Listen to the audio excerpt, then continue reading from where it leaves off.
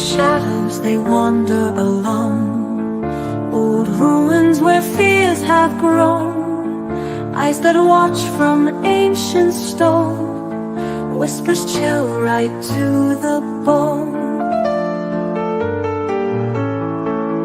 Gothic castles rise in the night, and ghostly figures glide out of sight, wolf howling under pale moonlight. Darkness creeps and grabs too tight. You have fallen into the EuroCrypt. There is no escape from the EuroCrypt. Fog curling through cobblestone streets, footsteps echoing heartbeats. Vampires hunt their nightly feast, lurking monsters are released. Silent scream in a sepia dream, melancholy miles downstream. No one's safe, or so it seems. Worlds unravel at the seams. You have fallen into the EuroCrypt. There is no escape from the EuroCrypt.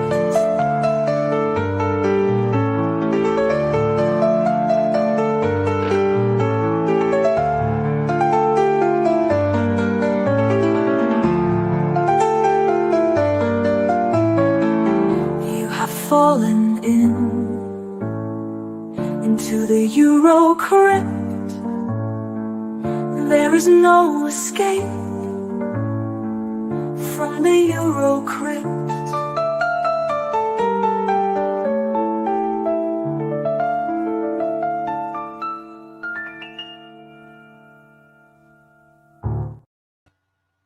All right, man. Hey, we're back. and we're back. We're back. Yeah, man. This is EuroCrypt episode 7, I believe. Yeah, sounds good to me. 7. Yep. Yeah, we're gonna be covering some lowbrow Fulci, man. This is not his best. Some very fucking lo-fi Fulci. But all of them are like interesting in their ways. So I was talking to Kenneth like on Facebook earlier, and I'm not gonna come on and shit all over these films. Some of the scenes maybe, but no, be warned, they're not the best by a long way. No, man, but I mean, they had potential, like, and I actually kind of like Cat in the Brain for what it is. Like, we'll get into it though. You know, there's one that I kind of like a little bit more this time round. And the other two kind of in the middle, but yeah, we'll get into that as it comes. But yeah, man, hyped to be here. I mean, shit, man, it's been a damn crazy week, and these damn movies, man, holy shit, they inspired me to do some shit this week. So you know, yeah, they're kind of forgettable in their ways as well, all three, but. Well, some of the scenes are very memorable, I would say. Some ones you've got definitely, the clips you've got coming up. Right. So yeah, definitely memorable. But it's just the other like 80 minutes of the film, just not so much. But right, yeah. But you got to understand, Fulci didn't like. I think Manhattan Baby's the last film. That's the one we're going to start with. 1982, Manhattan Baby. The working title was called The Evil Eye, right? Yeah, how did they kind of try to get away with that? I don't know, man. Because Mario Bava film. I guess because it was Italy. That was the American title, though. So right, that's how they would get away with that, right? And then crazy. But Eye of the Evil Dead, which is the poster I put on the thumbnail, was that's the one I liked the most. I think that was trying to like The Evil Dead had come out not long before in America, right? That was trying to kind of go with that. Trying to get that money, man. I gotta get that money, man. Shit. And you've got The Exorcism in Manhattan Baby as well. Is one of the titles. there's some rip-off shit going on. I mean, it was called Possessed in the UK on VHS, and I remember that vividly. That cover of the girl on the front. Yeah. Okay. I didn't see this shit till way later, man. I don't know. So, but this was one I'd seen a long time ago, and I never gone back to it. But I always remembered the music, and I love the theme music. Yeah. But yeah, I've just never got around, never wanted, to go back to it. But I'm glad I've seen it again. It's not going to be in my top 20 Fulci, but yeah, it's definitely glad I've seen it. But yeah, man, I'm glad everybody's here is tuning in. Either you're here now live or in the future, whatever. But I know we got quite a few people in here. I'm gonna see who's in the chat right quick. Yeah. Let's see. We got Ultraviolet Hippie. The EuroCrypt theme sounds like doom metal to me. Reminds me of a pagan altar. Yeah. What's up, man? Yeah, I love that. On, man? That song, yeah. We got Sean, Cinephile Sanity TV, man. What's up, man? Yep. Yeah. Yeah, he recently got his channel taken down, man. So if y'all go check his stuff out, see what's up, and sub up to him, man. Yeah, definitely. What's going on, Sean, man? Got Adrian James in here. Hey fellas, how's it going? Yeah, man. Good, man. Yeah, thanks. He said that song's badass. I appreciate it, man. That's all CK, man. CK hooked that up, so I can't take props for that. No, he wrote the lyrics and everything. CK, yeah, man, he was crazy. He found the chick to sing that shit and everything. Yeah, copyrighted by Dead Pit. So yeah.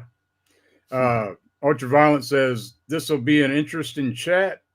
All three of these are divisive movies in Fulci's filmography. Yeah, I mean, I can understand why. Yeah, it's gonna be interesting when me and Dirk talking about these. Definitely. Right. We got Texas in here. He says hello to the panel of pain. What's happening, man?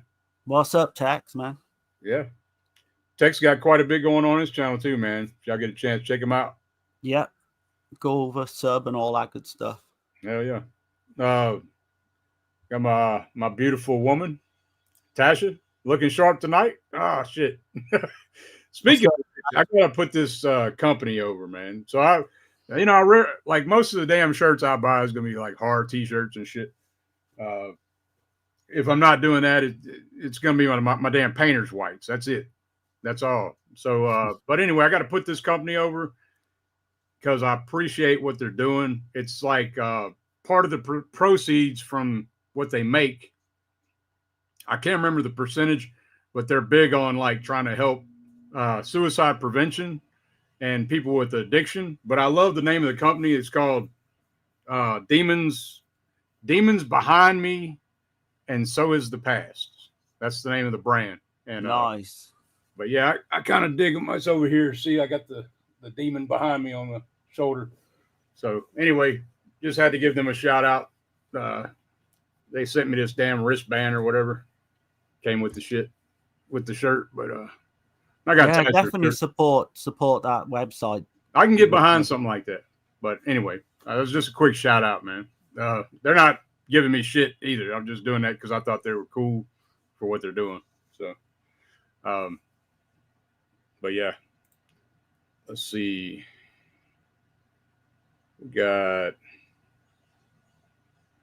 I don't want to skip nobody. Vanderhoff's in here. What's going on, man? Hey, what's up, man?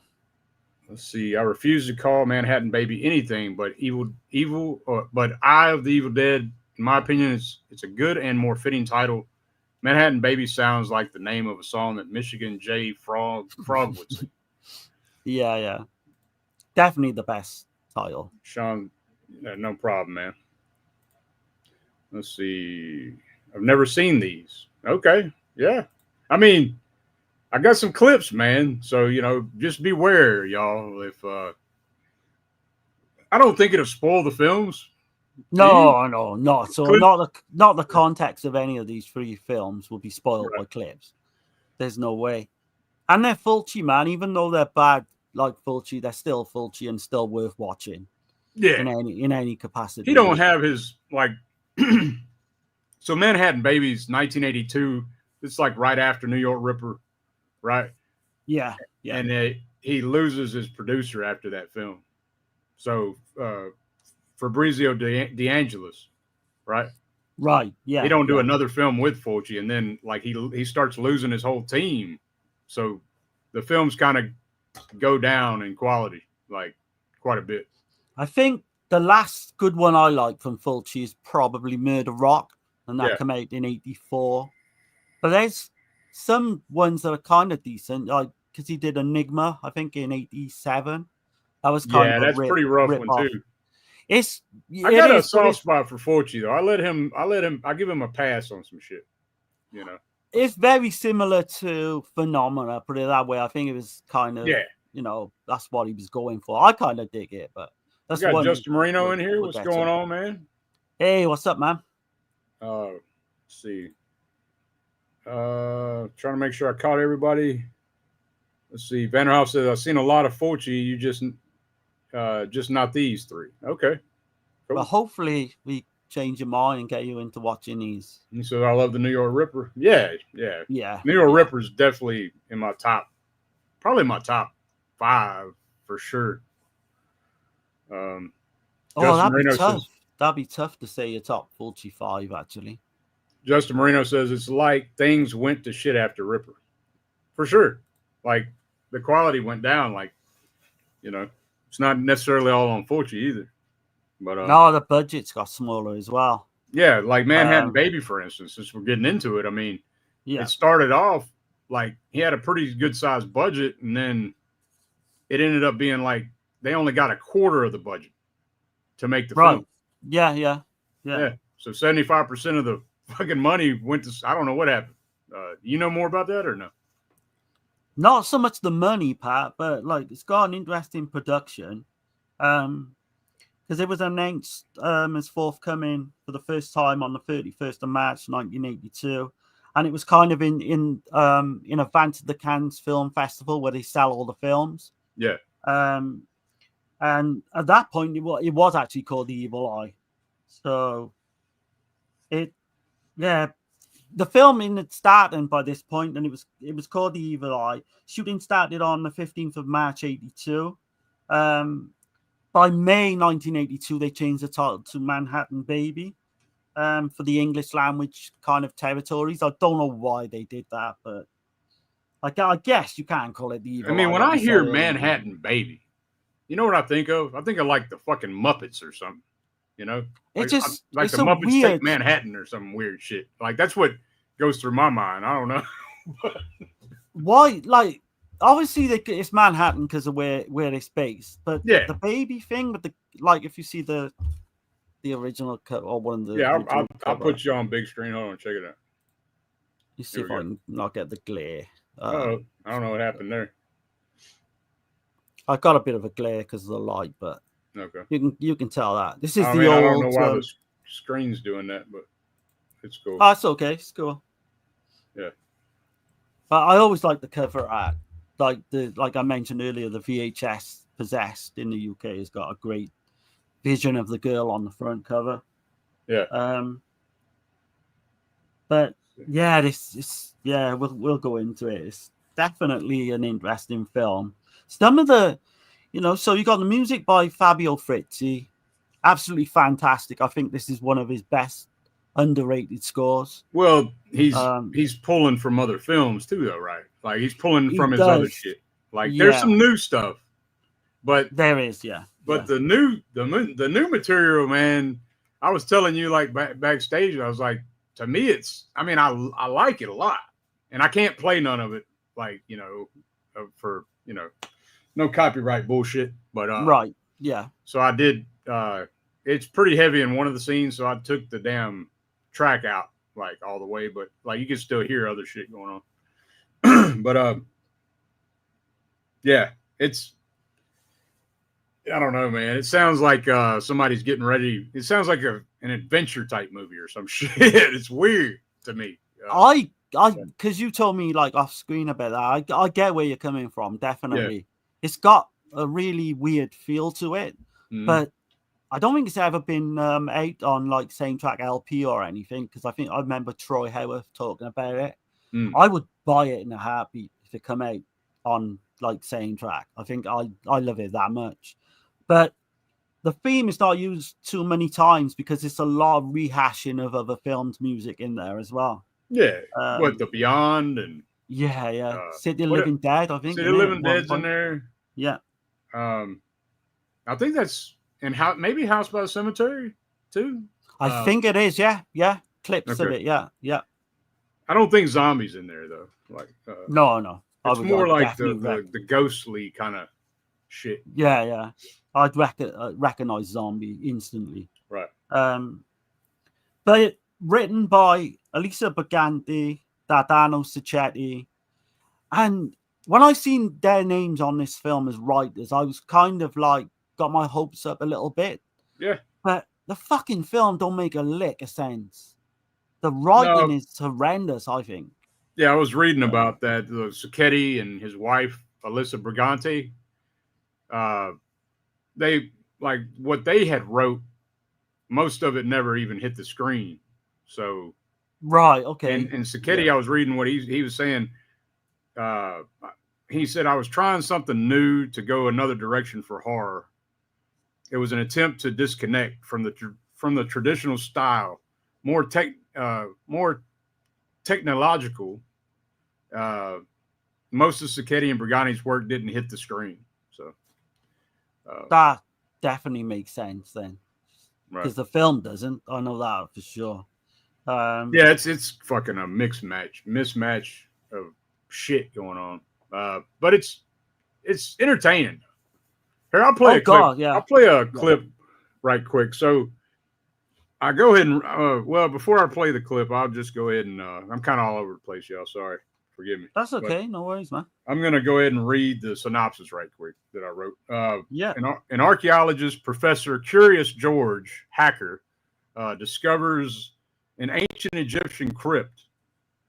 Ignoring the warning of the locals, he decides to dig deeper into this crypt of pure evil. In the process, he becomes blinded by a blue light from what looks to be an evil eye etched in stone.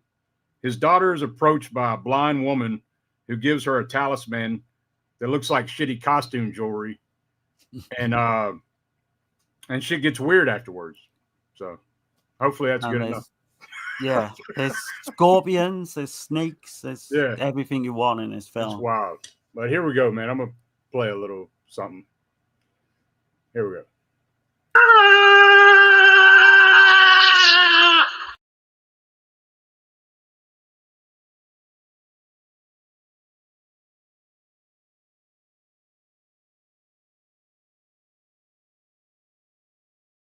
Tombs are for the dead.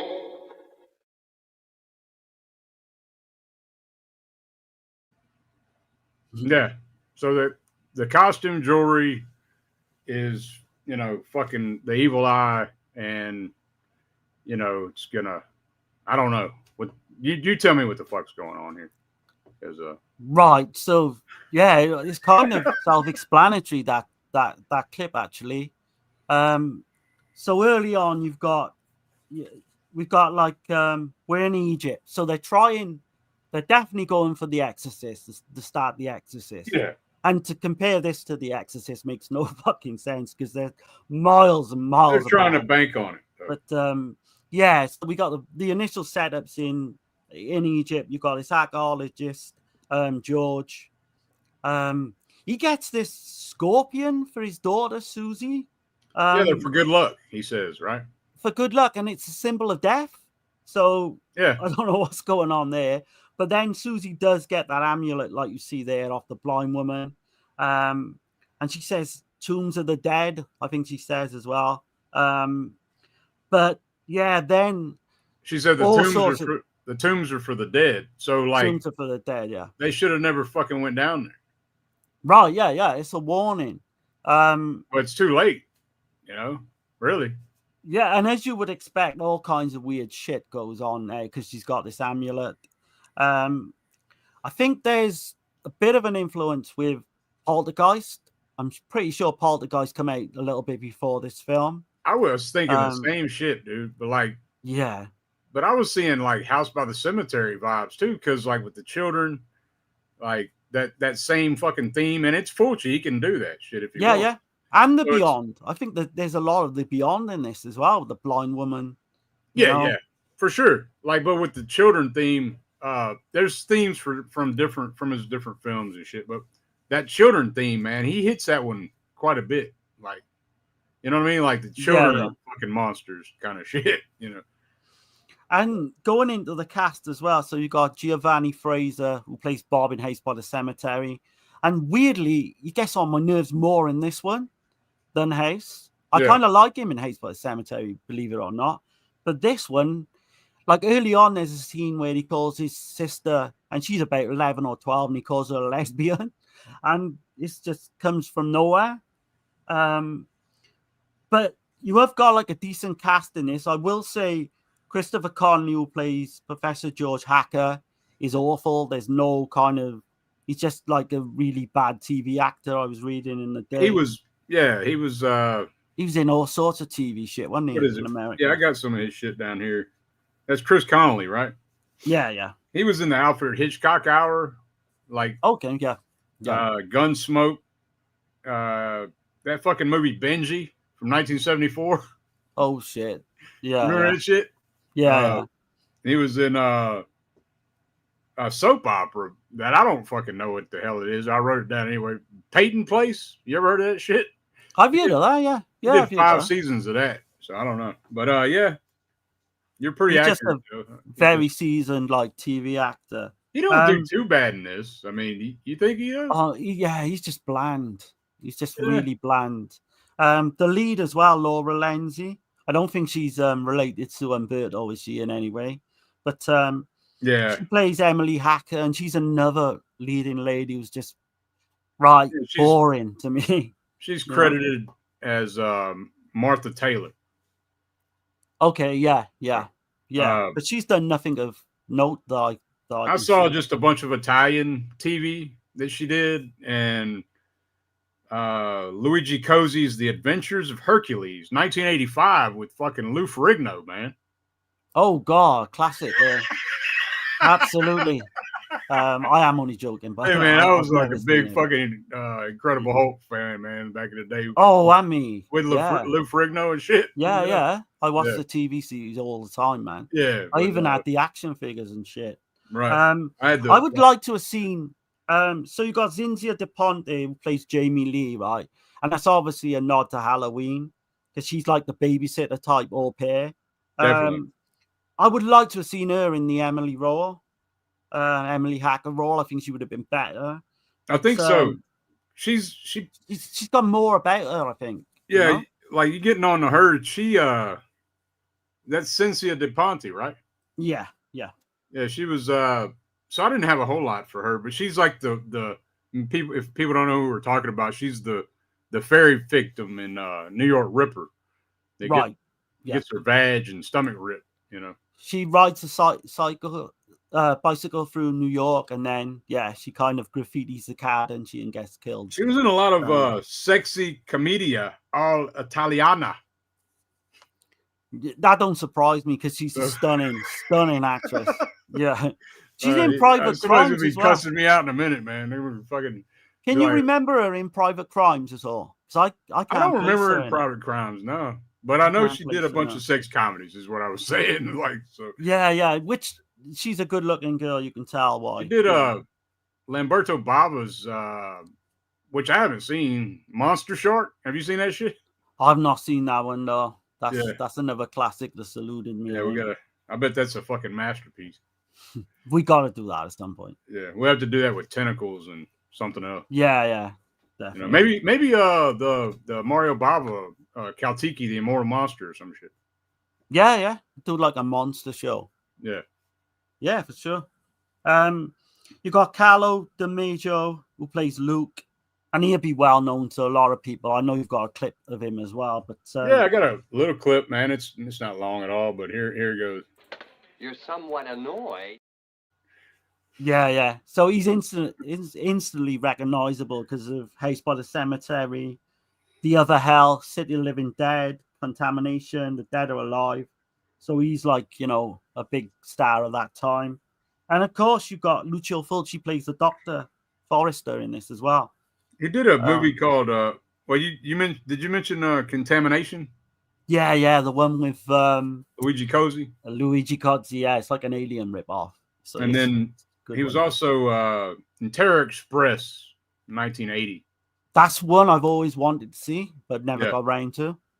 But man, he spoke big. He spoke real highly of Fulci, man.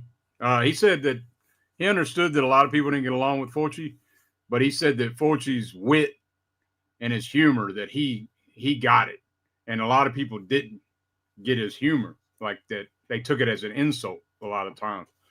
But I'm sure he was probably that way too, though. You know, like so. I was gonna say there's one actor in one of the films that's to come that completely said that he heard a lot of bad things about Fulci, and he said every single one of them is true. He said all he would do is fucking yell on set at people, but he done it in such a way. It wasn't like an imposing yell. Yeah, it was more of like humor involved in it. It was kind of weird, he said, but yeah, he said he's a complete asshole to everyone, pretty much everyone, unless there's that. He got his favorites, haven't he? Like Catriona McCall, David Warbeck. They were kind of his favorites. Somebody we're going to talk about later. You know, to me, I think he's a really good actor. Yeah, we'll come into that later. But I mean, he was him and Fulci got along real well. Like they were. Kind of Brett Halsey's like a little bit out of place in a Fulci film for me. But the Devil's Honey, you know, I don't know. Oh man, that's he's not out of place in that one. I don't think. I still need to see Touch of Death too. So. Oh, do you really? No, I man.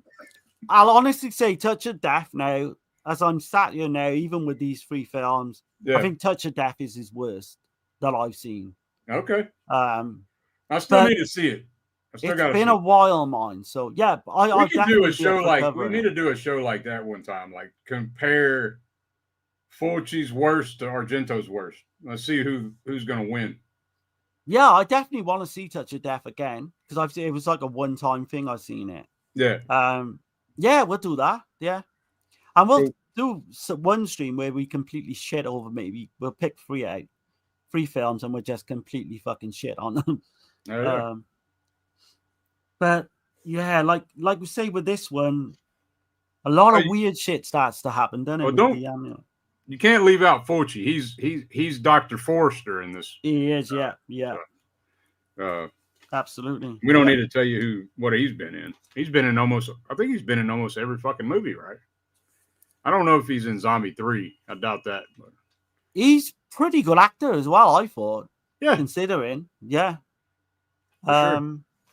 No, he was ill on Zombie 3, wasn't he? So that's why he didn't do that, I don't think. Let's see. So I had I think I got a quote from Fulci about leaving Fabrizio De Angelis with just for Manhattan Baby being his last film. So he said, Manhattan Baby marked the end of the contract with my first-rate producer, De Angelis, and I had no choice but to make the film because he was obsessed with it. I think it's a terrible movie. I'd venture to describe it as one of those setbacks that occur as you go along.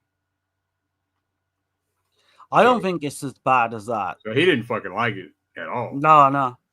I didn't like it the first time I saw it, but going back to it this time, I liked it a little bit more, but it's not great. But he was, I think he was, I mean, I don't know, man, but like, it sounds to me like he was like really not feeling like doing this one.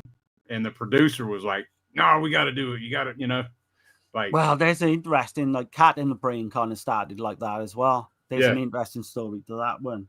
Right. What do you think? Because I actually think the young girl, Brigata Boccoli, or whatever her name is, I think she does a good job. I think she's one of the strong points of the film. But the rest of the cast, I don't know. It needs a big name, but it just hasn't got a big name. Yeah. Let me catch the chat right fast. Justin Marino saying Bob. Yeah. Yeah, Tommy in this one. Yeah, Giovanni Frezza, right? Yeah. And So what's interesting about him, man? Did you know that he went on to be a fucking martial artist and a fucking No. He went on to be a martial artist and a professional diver, and Professional and then diver.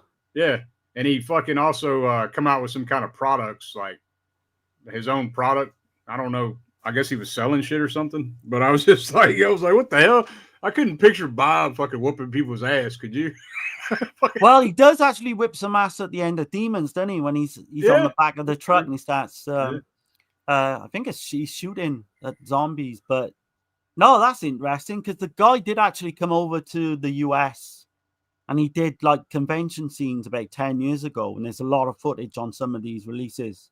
I mean, the films he's been in, he hadn't been in many if you look at his filmography. No, not at all. But he was, I mean, the ones he was in, though, like, so A Leap in the Dark, 1980. Have you seen that one?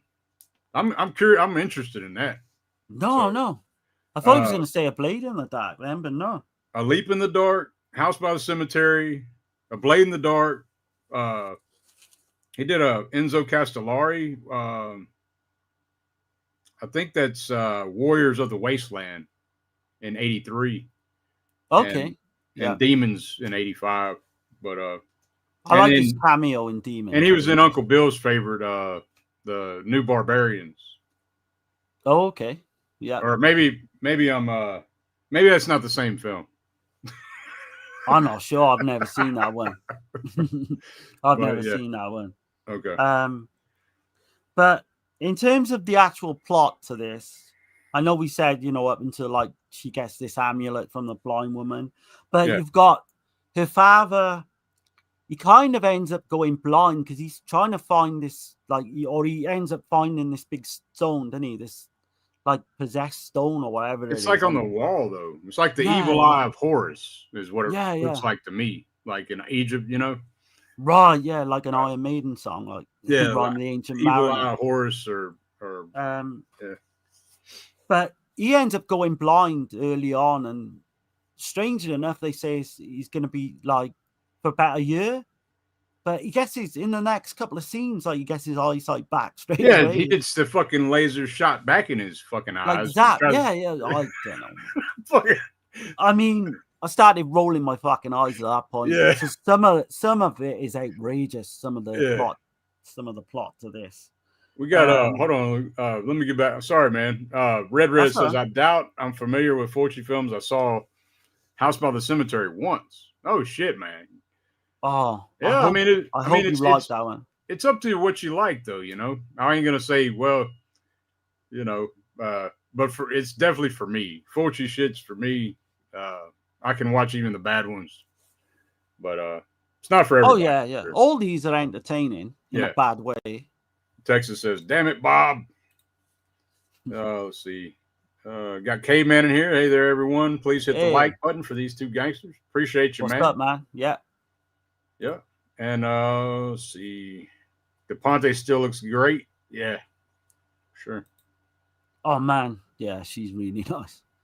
Hulk, smash the like and subscribe if Bill Bixby was your favorite Bruce Banner. Hell yeah. Damn right, man. I ain't no other Bruce Banner. But let's see. 13 watching. Okay. Let's see. Fulci was a demanding director. Yeah, man. And really all the great directors were.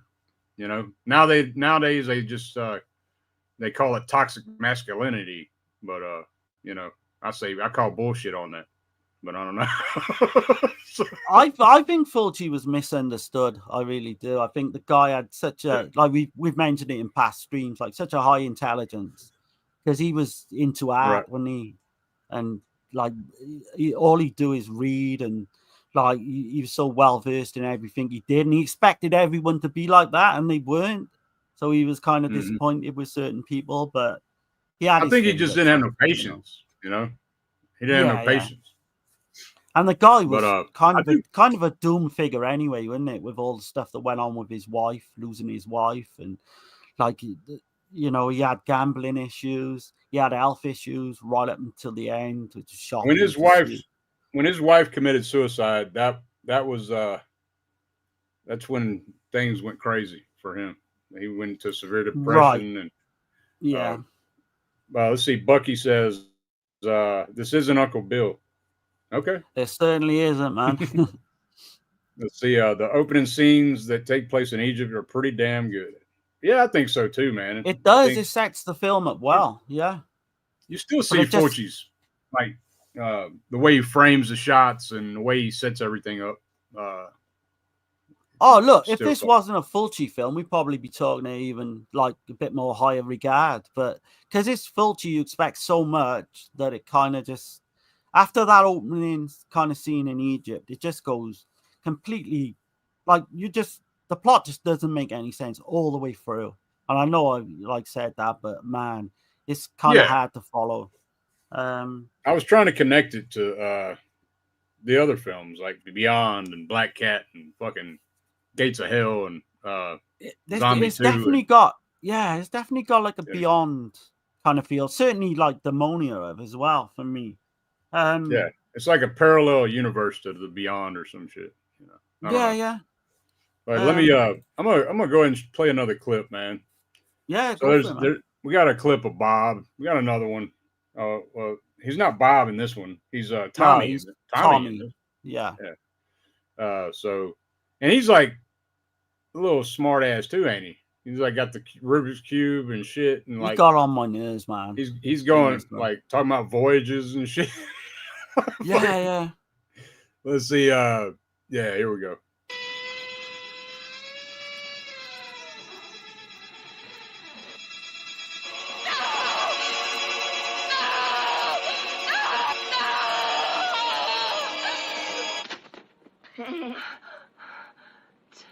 Tommy, honest, I didn't mean to frighten you like that. It's just the way he says that at the end. Well, it's a dub, man. You can't blame it on him. It's the dub. It's that scene reminds me actually from Nightmares on the Damaged Brain. It does. When the boy with the mask. I wonder if that's Nightmare came out in 81, right? Exactly, yeah. So I'd have been in the zeitgeist at the time as well. I'll play another clip, man. Because we're go on. I don't know how much further we're gonna go on this one. I mean, we could mention a few scenes and that if you want. But I got to show the stuffed birds scene. Yeah. So here we go.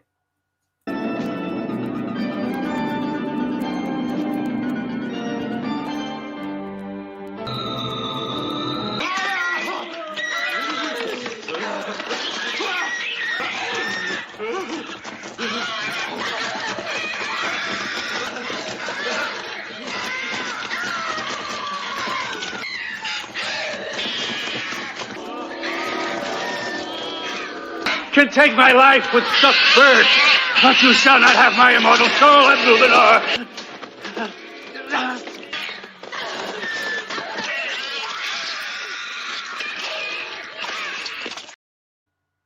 What the fuck, man? It's like who actually give the go ahead to say that was good.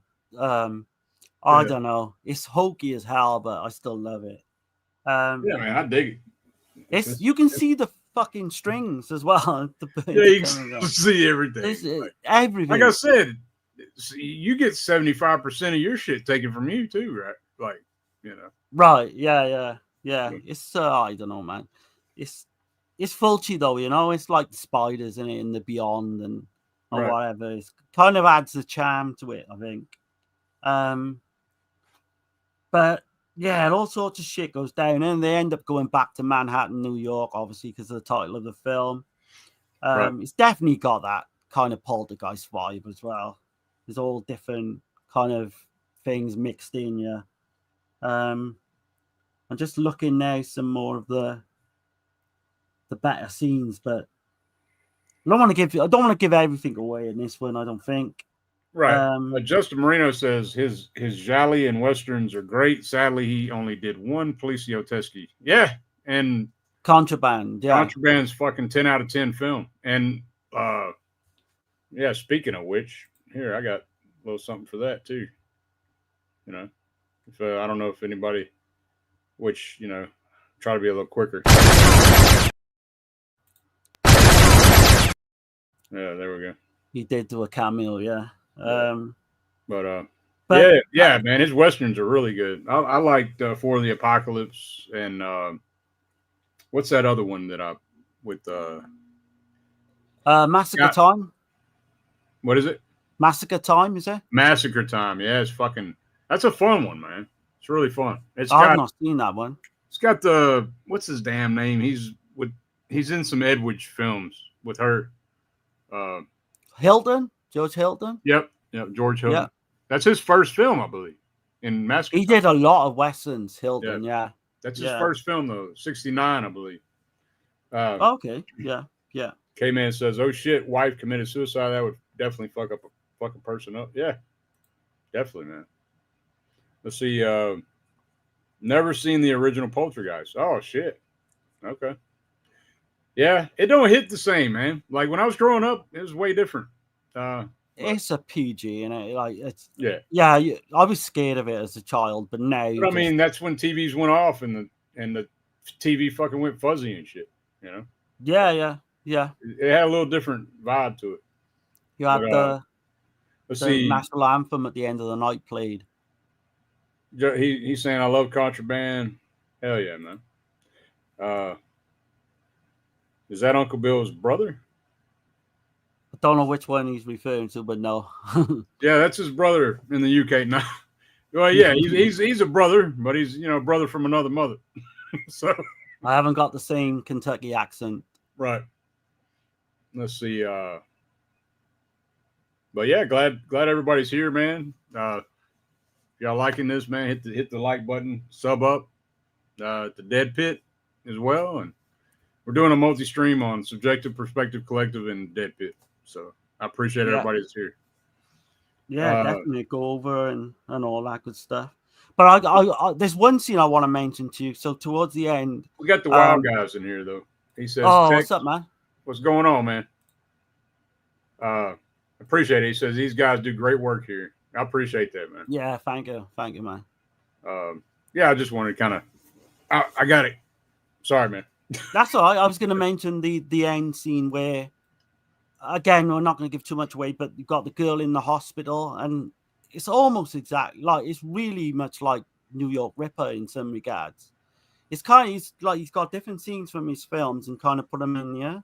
I don't know whether that's to do with the writing or what, but it's got that vibe to it at the end. And you've got Mikado, the guy who got killed by the birds. Apparently, that's the name of the devil in Rosemary's Baby. Right. That's where they got the idea for that. And I actually love. I don't know how much we can say about the ending, but I actually love the ending to this. When it kind of, all I will say, it kind of goes kind of in a 180 direction and ends up back to how it was at the beginning. Just does a loop, yeah. Yeah, I thought that was really well done. I really dug that. It was part of the film I really liked. Kind of the opening and the ending are the best two parts. I know Stephen Thrower kind of shits over most of these films in his book, which is kind of funny. But yeah, man, I'm caught up on my end. I'm just looking there if I got anything else, but I know he said the Fulci. So Variety done a review of this film, and they said at the time that Fulci was hampered with a rotten screenplay, which cribs interesting elements for all of his other films, which I basically just mentioned, but it fails to like resolve them, all the kind of issues that's going on from the film. But yeah, like I say about that scene toward the end there with the New York Ripper, it's definitely a nod and a wink to the script. Yeah, you get a good skyline shot of New York. Yeah. And you can see the Twin Towers in that shot as well, and it's kind of crazy every time I see that in the film. But yes. So you've got the scenes that contain the scorpions and the snakes and all. I thought, like Stephen Thrower said, it's got kind of a H.P. Lovecraft vibe to it. Some parts of this, I can see that. Yeah. I agree with that totally. I like the crypt scene too, man. When they fall through the floor, and then at the very beginning, and the one dude, he's game as hell. All the other locals are like, "No, don't go in there." Of course, Mr. Curious George Hacker, he's got to take his ass down there. But yeah, I love the scene as well. With so like I think for me, like I said, the opening scene, the end scene is great, but there's so many good stuff in between. But it's kind of like a 90-minute film with like 70 minutes of shit really in between certain scenes. I think the one scene though, the scene where the little girl, is it Susie? That's her name? Susie, yeah. Yeah, she says, this is after she's done got the amulet. You can tell it's like something ain't right with her. And she's talking about she's like, it's going to be thundering and lightning and shit later. And I do like that scene. And Jamie Lee, is like, oh no, you're going to be fine. And then that shit happens. Soon as, it's like she can predict the future and shit, the weather. And that's a cool scene though. Like the way everything looks in the house. It is. The translucent curtains and shit blowing, and you're just going through there. That's really there's tons of atmosphere. Like it's great. Yeah. But I think like Stephen Thrower also said a good thing as well. He said this is a type of film that you can't watch once. You need to watch it 2 or 3 times to really appreciate it. We got Alfa Romero in there. He says, Fulci, lowbrow? No way. Oh, well, I'd be interested to see what Romero thinks of these 3 films if he's seen them all. Because, like I said earlier, there's no way we're going to shit on them because there's good stuff in all of them. There's a lot of bad stuff in all of them as well. But yeah, that's about it. I haven't got shit on too him. much. Yeah, Fulci shit on all over. The reviews were awful for this as well. But see, let's see. All right. Let's see. Justin Marino says, what's your rating on this one? Right, that's interesting. You go so, first. Yeah, Manhattan Baby, man. I'll probably give it a 5.5 out of 10. That's what it gets. Okay. Yeah. For me, it was when I first saw it years ago, it was like a 5, but it did go up a point. Okay. It's definitely by no means like a really bad one. Right.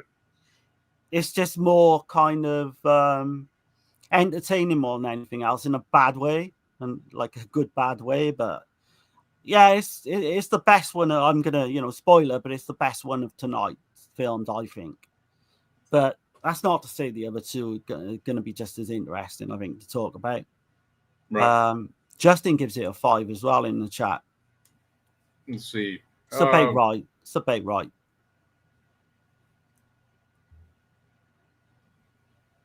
Okay. Give it a 5 out of 10. Yeah. And Kenneth does as well. Ultraviolet hippie. My opinion on The Evil Dead is okay, but watchable. It's a very slow burn, maybe even boring at times. Okay, 5 out of 10. Yeah, that's basically where it sits, and a lot of people probably give it a fucking 2, But that for me, that soundtrack puts it up a point. Yeah. I could listen to that soundtrack all day long. I do like the music. It just don't. To me, it's like it just don't fit. To me, it don't. But I don't know. Right. Yeah. No, I understand. Yeah. While Wrangler's in here, he says, watching Pet Cemetery 89. Okay, cool. Hey, man. what's up, man? Yeah. All right. All right, man. Well, shit, we're going to get into some, we're getting into the good shit now. Fucking masterpiece. Oh, God, completely. Demonia, man. And the working title was Liza. Yeah, Liza. There was a few. Yeah, Is it Liza or Liza? Liza, I think, after the main character. And if you think about that alone, that's the character of Catcher Out of McCall and The Beyond. This has got a lot of Beyond fucking references, which we are going to mention, including music, everything. This has a lot from The Beyond. It has shit from The Psychic. Yeah. It has shit from House. No. It doesn't have anything from House. Probably, yeah. Okay, I don't definitely the psychic and the beyond for sure, no doubt. It was called No Evil Deed Goes Undone in the USA as well as an alternative DVD title. Okay.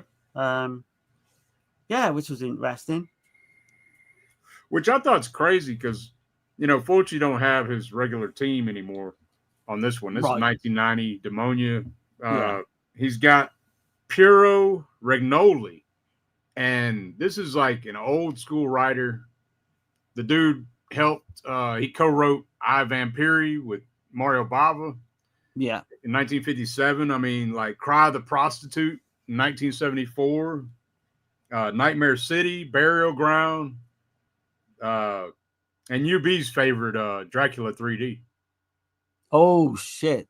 I was gonna say he's got a great career behind him until you mentioned that last one. Yeah. But nah, only joking. He's still such a good career, man. Right. Yeah. No. But yeah, he's done quite a bit, man. Like, just check out his filmography, man. You get a chance. And what else is crazy on this one, man? Camilla Fulci is the assistant director. So that's his daughter, right? That's Fulci's daughter. She's also the interpreter for all the cast and crew, so it could be one of those cases where he just got her on the payroll, probably, you know, where she was just translating for people. I mean, damn, dude. Like, Fulci has a legit role in this one.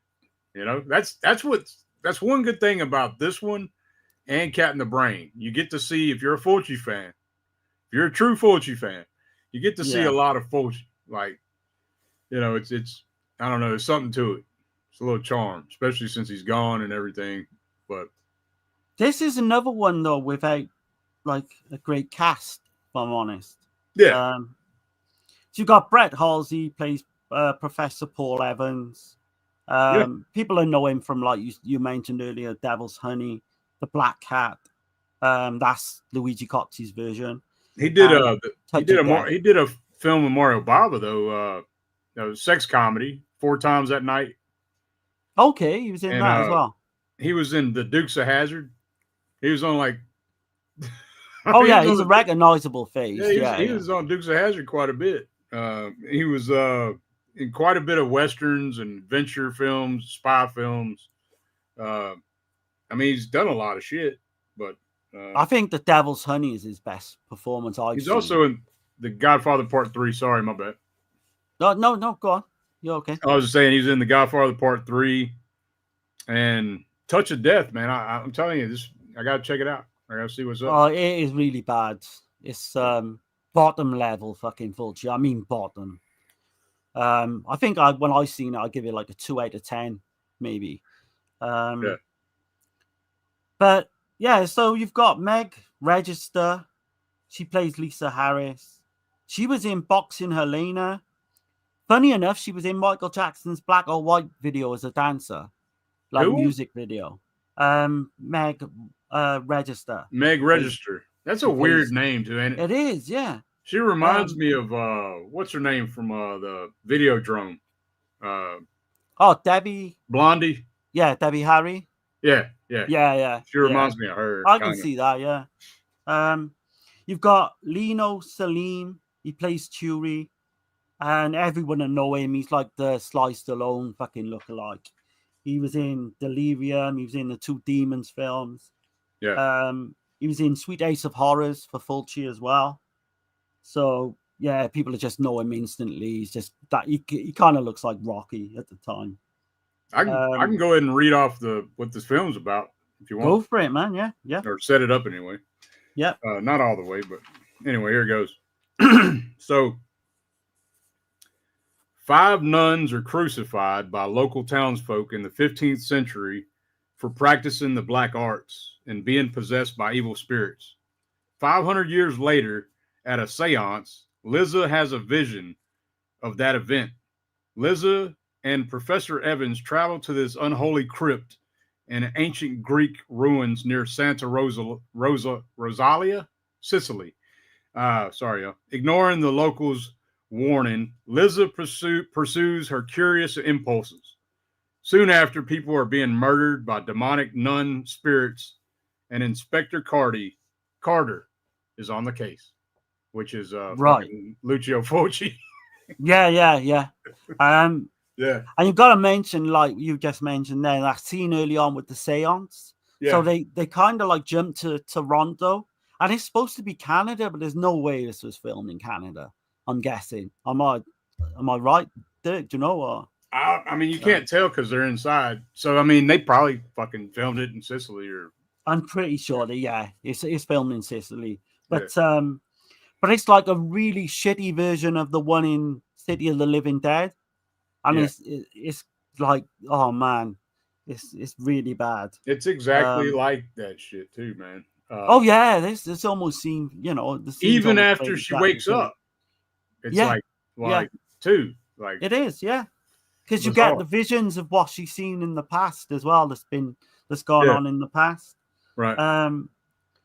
But you've got it actually at one point it kind of so you've got the porter Al Clive. I still got to mention. He plays the porter, and kind of all these supernatural deaths start appearing, or keep happening over time, all linked to do with these 5 nuns. But I did enjoy that, the opening scene where it's kind of like the Beyond. Yeah, I didn't. Where the guy gets crucified in the Beyond. It's got to be a nod to that. Oh, it's definitely a nod to Schweck, right? Yeah, it has to be. Yeah, the same shit happens to Schweck. Like he gets nailed to the fucking in a crucified position. So these 5 nuns have been like having these crazy ass orgies and shit. Like you find out later. That fucking flashback to where they're having the orgies with these guys and oh man, sweaty and shit. One thing I gotta say about Fulci, man, he knows how to film the sweaty scenes. Yeah. He knows how to film babies being sort of. Yeah, that was crazy too. Oh, it's so funny, that baby scene, because it does look like a fucking doll. Yeah, it's a doll. Yeah, straight up. And this nun who's pregnant, she gets her baby kind of just tossed into the fire. Yeah. Oh man, it's just so bad. Here, I'm gonna play a clip right quick, man. But yeah. Here we go.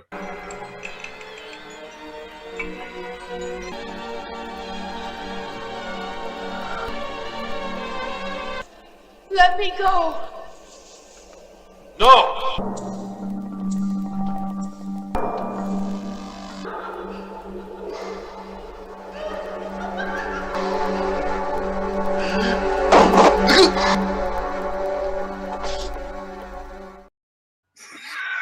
Man, yeah. If that hasn't sold you, I don't know what will, man. Yeah, you kind of just get all these visions of these fucking ghost nuns turning up, and they're offing people one by one. Right. And that one was naked, but I had to edit it because YouTube gets their panties up their ass about that kind of shit. But Kenneth says in the chat as well, the lead actress, she is awful, man. In this, she's terrible. One of the worst kind of performances I've seen. You got Gore Guts in there. He says, "Hell yeah, brothers! What's happening, What's up, man? Yep." Alpha says, "It's been so long since I've seen Manhattan Baby. Been at least 20 years, probably. I didn't love it from what I remember." I don't think you're going to change your opinion. I don't know. 20 years though, man. Like it's not as good as that time era, but it's definitely better than a lot of shit that came after, Yeah. I did like it more because I'd seen it like 10, 15 years ago. Yeah. I did like it more, but I don't think you'll ever say that you really love that film. Right. I don't think anyone really loves it. I mean, I don't think I've ever heard anybody say they loved it, No. Ultraviolet Hippie says, I can't help but compare the seance scene to the one in Gates of Hell. It is. Go on. Demonia's seance scene is pretty weak. That's just oh yeah, definitely. Yeah. The lead actress is bad. Yeah, she's pretty bad. She's nice to look at though. So she's got that going for her. Infra Mig says he liked the Emperor and Vader. Yeah. Okay. Okay. Yeah. Awesome. All right. Fucking Al Cliver. Yeah, man. Yeah, he doesn't spend much time in this film, but yeah. Texas says speared by a spirit. Yeah. Yeah. Definitely. All right, I got the check caught up. Right, so I gotta mention, right? So the archaeology team, right, consists of all these Irish people, and it's so fucking offensive to Irish people the way they're singing like Molly Malone, and that's what hurts the film. Oh man, because you can tell like it's being padded anyway, right? You can tell that there's. This is the thing about Demonia. Like there's certain scenes they do too much fucking talking, and it's fucking boring in those scenes, and the scene at the campfire, like you're saying. But go ahead, man. I'm sorry I cut you off. It's like no, I'm pretty much like a lot of my roots is from Ireland. Yeah, like the gypsies in Ireland, and I was fucking offended, and I would call myself Welsh. It is like just their accents, the way. I think the one's called Sean as well. Just to like these stereotypical Irish people. I would imagine, man, that probably pissed a lot of people off. Yeah, it's not good. It's good. You know, if you look and it goes nowhere. You can see the funny side of it, but that's the thing, though. Like the camera, like usually in any film that you watch, when the cameraman is focusing in on something, right? Yeah, you're expecting something to happen. Right. Well, this motherfucker is panning in on this fucking tent, on a window, on a tent. Yeah. And then it just cuts to the next scene. You're like, what the fuck was that about? Like, what the fuck was that, man? Like, there's a lot of padding. There is. It's like something's missing or something, you know? Like, I don't know. There's something missing in the film, I think, for sure. Right. But Liza, she keeps getting these visions, doesn't she, throughout the film of these nuns being crucified. Which that don't make any sense either. It like, doesn't. Right? Like she's the whole destined. fucking... Like she's destined to. Is she? What the fuck happened? When they're possessed by demons, they get fucking crucified and burned alive, and then she goes down there where her and Professor Evans. They go down there and they release the fucking spirits, I guess, and then fucking all of a sudden she's part of them. I don't know. It's fucking strange. It's really weird what happens to her. Because it would make more sense if the baby survived, right? Right. Yeah, yeah. Like instead of the nun putting the baby in the fire. Yeah. That don't make. I mean, I don't know. It's fucking weird. I've got to mention the one actress though. Yeah. Who plays the pregnant nun. Right. So she was in Demons. Pulling up her name now. That's what I got it written down. Oh yeah, Paolo Cozo. She was in A Cat in the Brain, which you're going to mention in a bit, and you probably know her as one of the main leads in Demons, where she's in the couple at first when they go to the movie theater. The two girls, she's one of them. Are you Absolutely talking about stunning actress, man? Talking about Carla Cosola? Yeah. The cat woman? Oh no, no. I know the one you're talking about is that she's a strange woman that turns up in it. Yeah, she's just her name in this is La Medium. Yeah, Lila the Medium, the one you're on about. She was in The Torturer. That's Lamberto Bava. She was in Kill Baby Kill. The Sect, House of Clocks. No, Death Rides a Horse, 1967. Yeah. She was in The Howl by Tinto Brass. It's a okay. I'm not seeing that one. I think it's a sex comedy, 1970. But she's a great actress. I think.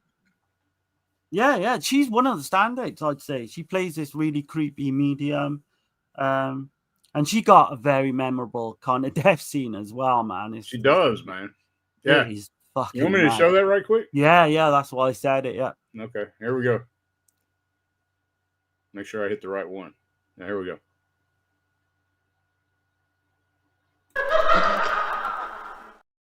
No, hold on. Before I start the shit, sorry, y'all.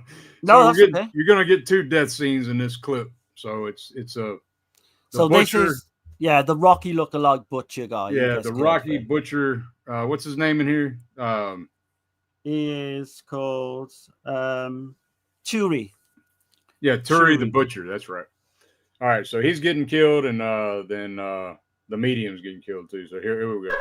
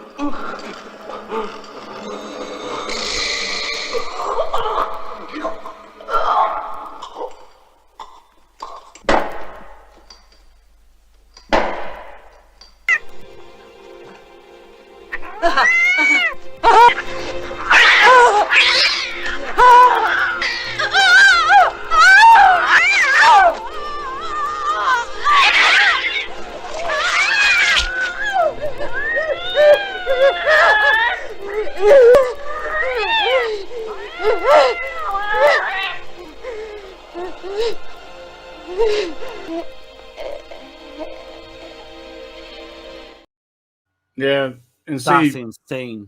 yeah, it's funny though. You see them fake ass puppet cats, but like the thing Oh, is, man. Yeah. the bitch, she's bragging the whole time that she knows everything and she sees everything. Yeah. Yeah. Right. So then it's like, okay, well, you're not gonna see shit no more, right? So I've never seen a cat boxed before, but it kind of gives her a jab at one point. Like, it's yeah, so it's like, funny. I mean, Yeah, they do that a little bit. It's I will say the film is definitely one of the main points to watch this film is that scene is superb. And then again, like the meat the guy in the freezer is so funny where he keeps getting attacked by pieces of meat and That's shit. definitely a nod to Rocky, right? I mean, because yeah. so it's Oh, the man. meat, it's the meat that he deals with every day. He's the butcher. Yeah. And it's attacking his ass. It's beating the shit out of him. And then and You then keep also expecting the fucking Rocky soundtrack to come on at any minute, right, like, when you're watching it. Yeah, the meat's beating the shit out of him. But like there's a line earlier where he's talking shit to Fulci. Well, Professor what's his name? Inspector Carter. Yeah, yeah. He's talking shit to him. He says, and Inspector Carter, which Fulci or whatever, he says, you ought to hold your tongue. You know, that's foreshadowing, kinda. You know, how long is his tongue in that scene as well? Yeah, that's a real animal tongue, by the way. That's getting stabbed crazy with a spike. So I'm not sure what kind of animal. I just know that it's a real animal tongue. It gets stabbed into some chopping board of some kind. It's crazy. It's like a stump, Um, like some kind of cutting stump or some shit is what I was reading. But yeah. No, I think about right. But you've got the whole that kind of all the townspeople are kind of warning them about this monastery, and they all the way through the film. And bad shit, like you say, the flashbacks that we see with the nuns, bad shit has gone on in that monastery. I don't know. I kind of at a push, I would say this is okay. It's not a complete disaster. I mean, there's going to way. be some hang time. You're going to be like, fuck, quit talking so much. Like in some of the scenes. Yeah. But the kill scenes are not that bad. I mean, they're pretty. The cat scene's fun to me. I like that. It's bad. I think it's a better cat scene than Inferno, actually, where Dario Nicolodi's fighting off all those cats. Even the special effects look kind of jerky, but oh man, it's awful. But it's got a charm, hasn't it? It does got that charm. It's got that Fulci charm, yeah. But so this didn't get distribution, and it wasn't available until in the US anyway. I don't know about the UK, but it wasn't available until 2001 here. So no, this one sat on the shelf for a long time. Right. I think it's everywhere. Like, it's thrown together though. It's thrown together production. They ran out of money. It's just they tried to sell the film in the MIFID film market, which is like the big one in Italy at the time. It's kind of like Italy's equivalent of Cannes Festival, but no one bought it, so it just sat on the shelf. I got another Fulci quote for this one. Yeah, go for it, man. So he said, "This is a wonderful movie, ruined from very bad photography, and that's that." Why didn't? Well, obviously for budget reasons. You would have thought he would have had Sergio Salvati come back and he probably couldn't afford him, man. Exactly, yeah, for budget reasons. But like that's what I'm saying. He lost Fabrizio. Is his name? That's Fabrizio De Angelis. He lost him as producer. Yeah. So you lose that producer, man. Like you're gonna lose a lot of shit. And but like in the background, I don't know if you paid attention, like when the nuns and everything, the underground temple where they're at. Okay, yeah. You can see like names like from like H.P. Lovecraft type shit, like Cthulhu, and I'm gonna probably butcher this name, Nyarla Thotep. Oh, okay. And Yeah. so on the walls of the possessed nuns at the very beginning of the film. Like, but you see it later when they go back down there again. You can see there's even some names. I was hearing Stephen Thrower talk about. There's some names that Aleister Crowley used that are on the walls and shit. Right. Yeah. And, because of the whole witchcraft aspect with the nuns. Yeah, because it never says. Because I was listening to the writer, the guy that wrote it. He was, which I didn't even mention his name. Well, yeah, I did. He was saying that. Yeah, man, I just had my mind just fucking went blank, dude. That's all right. I've got a quote as well, right? So there's an actor in this film called Grady T. Clarkson, and he was doing an interview with Alan Jones, a famous UK Eyeball magazine. It was all about, all these Italian films. So his quote was this. He said, "The whole film was a shambles. I'd heard all the stories about Fulci, and now I know they are true.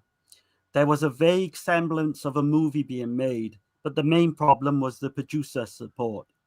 On set, Fulci's disorganized. He screams abusively a lot. Actually, he screams at everyone all the time. It's not necessarily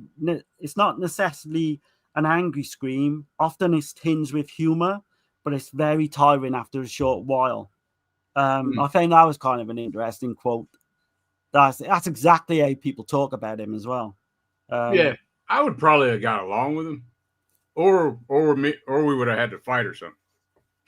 Yeah, there would have been no in between. But apparently, when he was screaming, more and more he was screaming. Like no one could understand him either because he gets so loud with it. Right.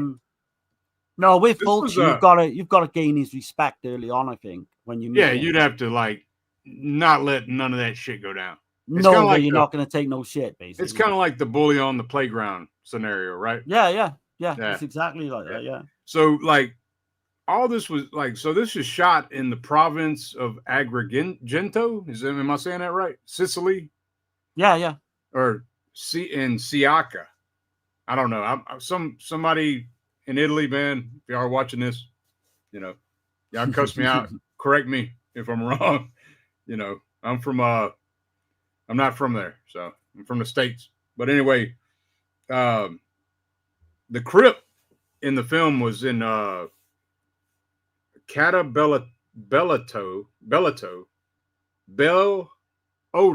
my bad. And all those fucking skeletons and shit were real. Did you know that shit? No, but they do look real. You can. Yeah. They were real skulls and skeletons, and the clothing was real, even from the way back and shit. And all people, that, yeah. Go on. They couldn't be in the crypt long when they were filming, and the local townspeople were getting pissed off. Like some people were getting mad, and some people weren't. Some people were supportive of, but other people that lived there was like they didn't want them doing that shit. They frowned on it. Pretty much like the storyline of the film, then, really. All the locals. Yeah. And the amphitheater, was Araclia Manoa. And that's where it had the abandoned convent there. So those are on shot. Those aren't sets. Those are all real locations. So I got to give them props. So we've got just up the road from me now in Killeen, right? A little town on the outskirts of where I live. Yeah. We got a Roman amphitheater as well, and it looks exactly the same as that. I love that shit, man. Yeah. That scene I showed, that clip that I showed where she's like, "Let me go." I love the way that looks though. When she's standing there and the wind's blowing and shit, that shit looks killer. There's some good stuff. Again, we're going to say about all three of these. There's some good stuff in there, Right. Let's see. It definitely, man, like I said, shooting on these old ass locations like this, it definitely adds to that gothic vibe, man. I know this ain't a great film. I know it had that shitty they put that shitty mesh. It was like a gauze bandage over the fucking lens and some of the Is scenes. it like Vaseline or something? It seems. No, it's a gauze. like an actual gauze they put over the lens, and in some of the scenes in this film, like you can see it's not set at the right depth or whatever, you know. Yeah, it's kind of got a weird look to it. It looks like a screen, right? Yeah, you know what I'm talking about in some of the scenes. Yeah. But yeah, Fulci wasn't pissed. He was pissed about the lighting, the way it was shot. He fucking hated it. But yeah, I know. Like Stephen Thrower mentioned. So on the plus side, he mentioned there's many grisly moments in this film, but the special effects kind of recall Herschel Gordon Lewis rather than Gennaro De Rossi, because they are, as you've seen in those clips, they are really bad and hokey, all the effects. And that's basically, like we said, just down to like budget reasons. But he said the death scenes feel rushed and scrappy instead of thrilling. So I kind of got that vibe as well. Oh, you've got a clip coming up though, haven't you? That you want to play with the father of the boy? Yeah, I might have a couple clips, y'all. Yeah. So, oh no, I just got one more. Okay, here we go, man. And this one's kind of, I wanted to add to it, but I was like, damn, I'm kind of, that last clip I did was like a minute long. So, but anyway, here we go. I'm gonna shut up now. She's taking me away! Help me! Bobby! Papa! Papa! Papa! Oh! Papa! Help me, Papa! Robbie! Don't move, Robbie! Don't move, Robbie! Papa! No! No!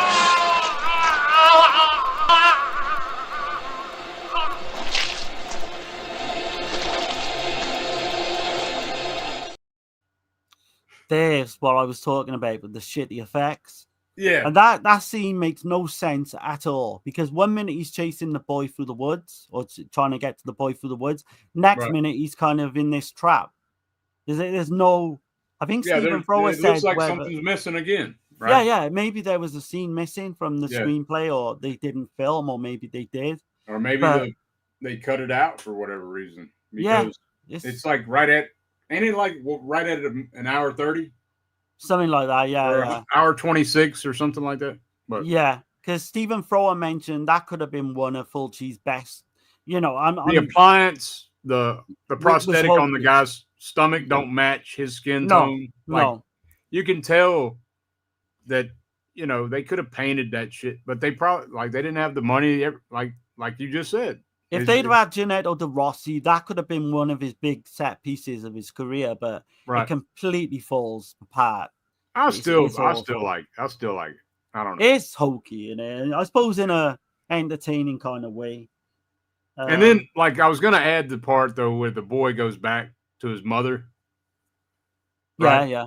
And she's screaming because the kid has blood all over him, which didn't make a fucking lick of sense either. Doesn't make no sense at all. Because we just saw the scene. Blood didn't splatter all over him, It's crazy, man. It is. Yeah. I don't know, man. You kind of got to laugh at some of this shit, man. It is. I mean, life's too damn short, right? I think that's what Thrower says in his book.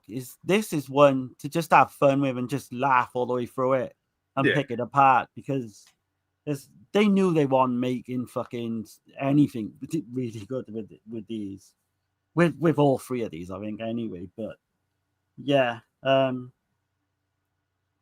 mean, I think we're probably going to be the same. Oh no, actually, I think you might like this a little bit more than me in terms of ratings. I don't know if you've got any more stuff you want to mention, though. That's about all I got on Demonia, man. I mean, there ain't a whole lot more you can go with. I mean, the plot's what it is, it's discombobulated. It's, I mean, it has some fun shit in it. There's some dragon scenes, I will say that. It's a mess, isn't it? The best way I describe it is just one big fucking mess. Really. But for me, I gotta give it a 5. I'll give it a 5 out of 10. Oh, I thought you were going to go a bit higher than that. So you're the same as me then. No, Manhattan Baby's 5.5. Okay. Demonia's gonna be a 5. So. I'm pushed, I would say a 5, but I can see there's people in the chat now saying lower, and I can completely see that as well. I could definitely see it. I don't know. Some of that shit cracks me up. I think that lead chick, I don't know. She reminds me of Blondie, so she gets a pass. I mean, she's good to look at. I'll give you that. You know, Fulci knows how to pick out, beautiful women. I will say that. Right. Hold on. Let's see. I was just making sure I didn't miss nothing. We got Steve Mayers in here. He says, "What's up, Texas?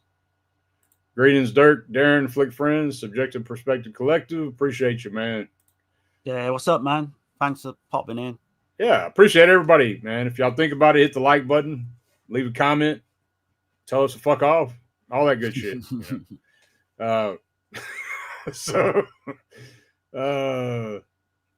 Static Punk, not half bad. I appreciate it, man. What's going on?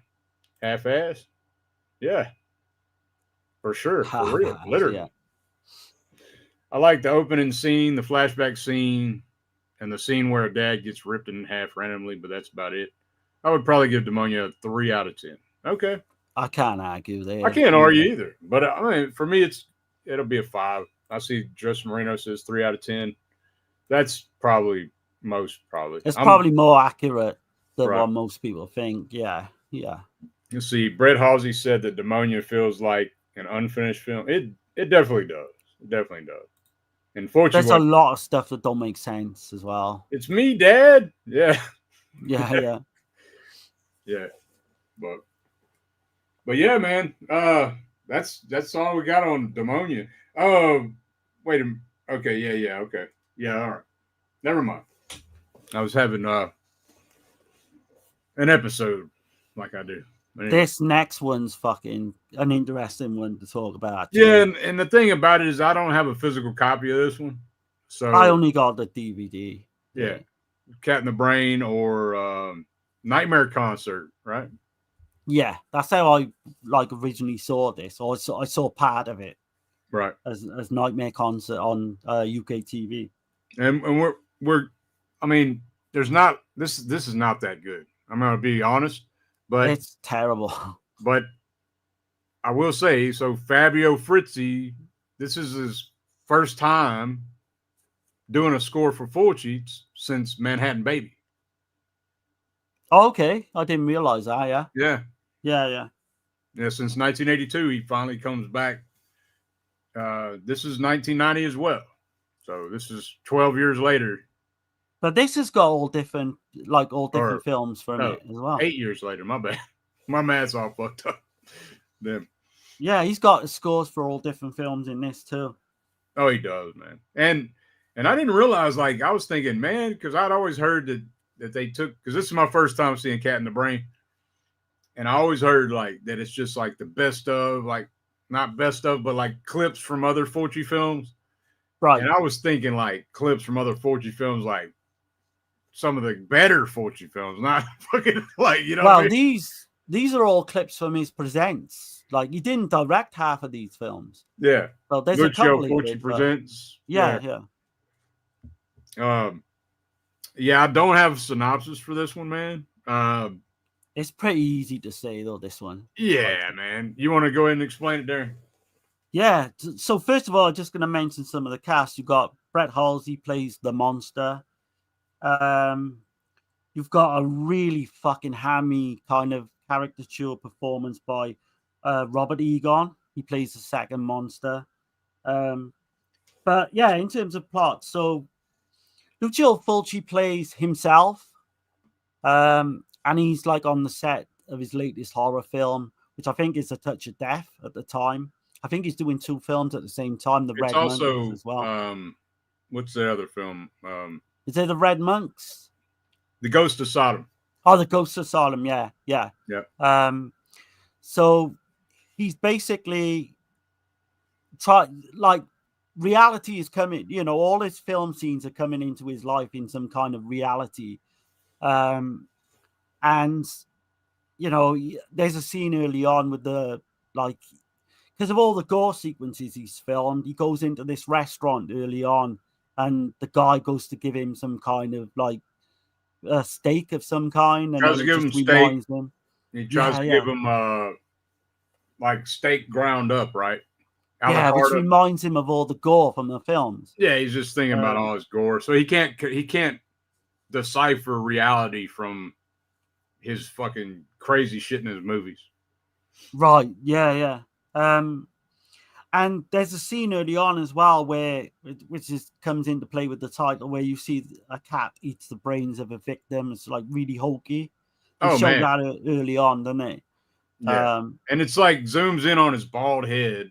Yeah. And then it goes into his brain, like the gray matter in his brain, and you see the cat just shifting around in there, fucking his mind up. You know what you're getting yourself into straight away. But funny enough, interesting, Fulci reckons Wes Craven ripped him off and Wes Craven's new nightmare with this film. Yeah. But I did read, like Stephen Thrower mentioned, there was a lot more films that did this before Fulci. So yeah, but nah, dude, like it's pretty unlikely that Wes Craven saw this. You know what I mean? Yeah. Pretty unlikely. Like I just think it's fucking Fulci for you, innit? You know. I'm just saying, like, first off, this film didn't get no distribution. It didn't get no theatrical release. You know, straight to video. I don't think it didn't hit the US until 99. Right, so you know about the backstory to this one then, yeah? So the two producers, they had like this deal with Fulci to do another film, which Fulci kind of didn't want to do. It was a couple films he had to do. Yeah, it's a series of films. But Fulci just said he's not doing them. And because they had kind of Fulci under contract, to keep him sweet, he kind of did this one. Yeah, this is a peace offering to make this film. Yeah. But at the same time, I kind of like what he did, though. So, to me, when I watch Cat in the Brain, and if you're a Fulci fan, I think you can really like this movie.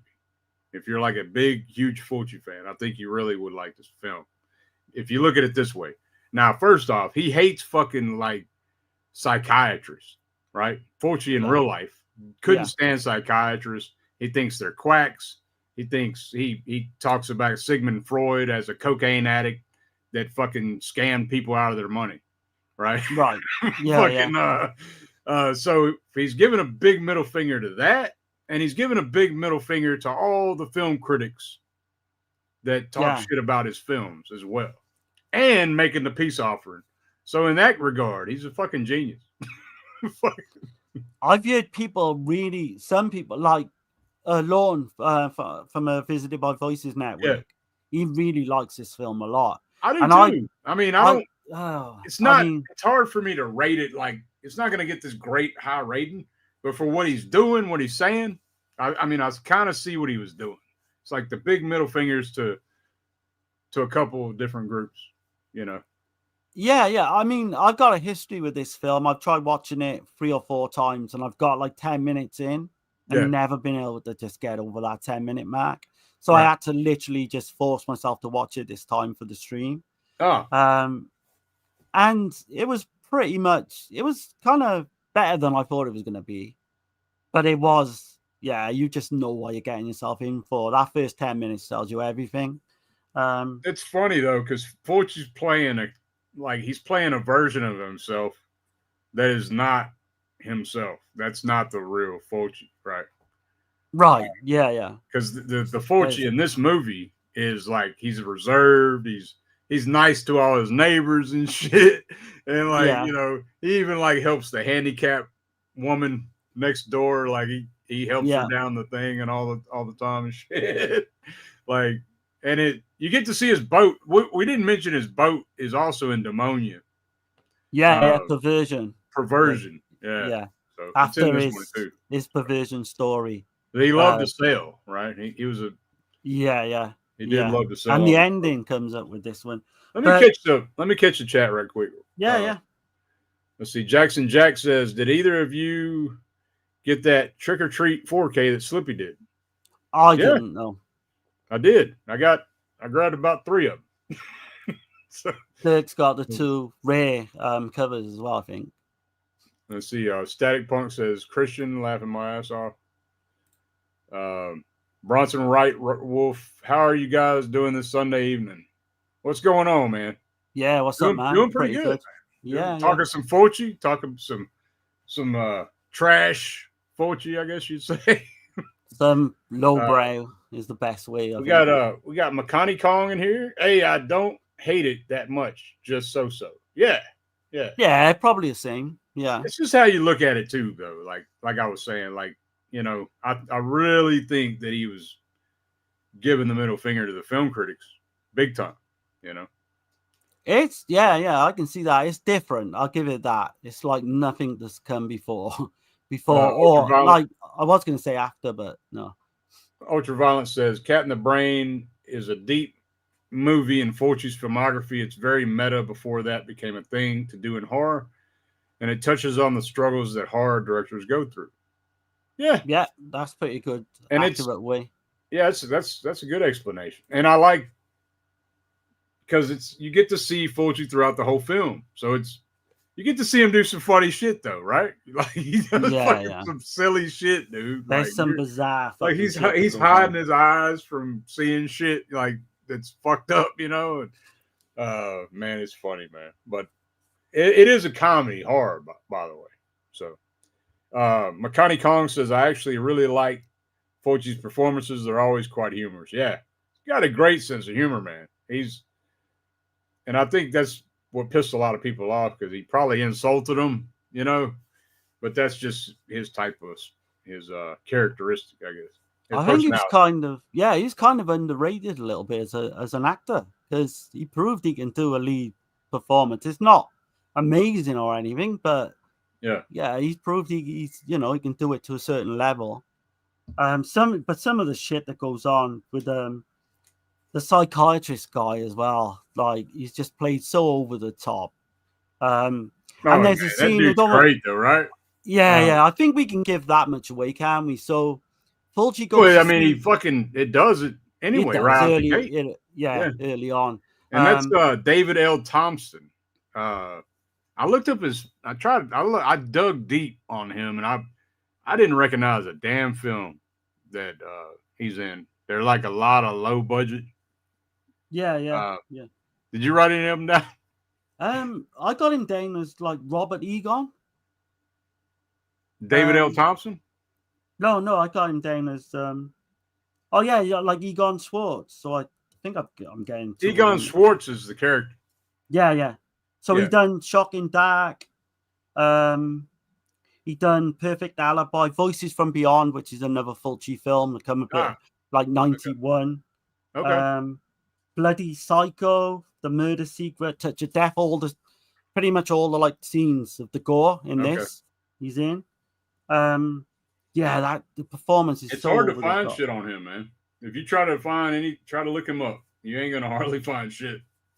So but there's a twist in there. So he's a psychiatrist, and he's pretty much he puts Fulci under kind of hypnosis. Yeah. And where this psychiatrist is going out and doing the killing, and it turns into a slasher at one point. But Fulci just keeps coming on the scene of the crimes and thinking it's him.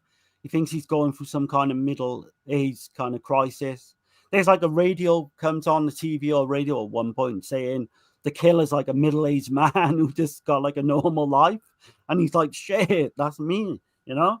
Yeah. And that's kind of funny. You can't take that serious. Yeah, there's some great shit as far as that goes. Like, there's some good death scenes as well. You've got the death scene with the couple in the car, and the guy is about fucking 70, and he's getting really into the role with that young girl, like having sex with her in the car, and he's getting really, really into it. It's kind of funny. Yeah, he's a big old fat, disgusting motherfucker, right? Yeah. He's just like licking the chick all over, like, I don't know, man. Literally, literally. You're like, holy shit. You've got the whole Nazi scene at the beginning as well, near the beginning with the orgy, and that's kind of off the wall as well. And they're all taken from these different films, like we mentioned earlier. There's some crazy stuff. You've got the scene with the pool ball as well, where I don't know how you can say it like, but this pool ball is literally played into this woman's vagina at one point. I don't know what that's. Do you know if there's any meaning behind that at all, or if it's just fucking random? Well, you heard what he said. I mean, he's shooting the pocket. Yeah. Well, I was like, holy shit. It's definitely a different fucking game of pool to what I play, but they do it different over in Italy, I guess. It is fucking crazy. Hold on, let me catch the chat right quick. Let's see. Wild Wrangler says, Dirk and Darren, keep going. Good. Appreciate it, man. Cheers, man. Thank you. That makes all the difference, man. Let's see. Bronson Wright Wolf says, I'm curious, are you guys a part of Dead Pit Radio as well? Or are Wes and Uncle Bill letting you guys do a live stream tonight? Well, we're on the Dead Pit with the EuroCrypt. So I guess, in a sense, we're part of Dead Pit, yeah. Plus, we're massive fans of Dead Pit. So yeah, Wes has given us a chance to come on and get like more viewers, obviously, to what we would normally get. Right. I'd love to be mentioned as even like a little minor part of Dead Pit would be great, But we literally got a show on every 2 weeks now on the Dead Pit. Yeah, every 2 weeks we do the EuroCrypt on Dead Pit. The EuroCrypt down in the Dead Pit. Right. And you will see CK and Uncle Bill on here like a bit more at times as well, because we've got to get them back on. You know. For sure. And other guests involved with Dead Pit as well. That's something else we didn't mention. This is the first episode. This is episode 7. This is the first episode that we've done without a guest. So kind of me and you solo. So we didn't really reach out to anyone, if being honest with this one, because I'm not sure. We weren't going to subject anybody to these nasty these trash fucking Fulci films. Well, I'm going to be held responsible, really. For only certain sick individuals would appreciate these, But Jackson Jack says they hacked Dead Pit. Yeah, absolutely. Yeah. Charlie 88, what's going on, man? Hey guys, I really enjoyed Demonia the last time I watched it. Need to revisit Manhattan Baby. Give it. Yeah, speaking of sick, sadistic minds, Charlie 88. Hell yeah, man. Yeah. That's what's up. Static Punk, them some weird movies. They fucking are weird, man. Yeah. They are, man. Yeah. I'm weird too, though, sometimes. That's all right. They're entertaining at the end of the day. Yeah. That's what it is. None of this is gonna be fucking. It's definitely not for everybody. Right? No. Let's see. Yeah. All right, man. We're cool. We're caught up.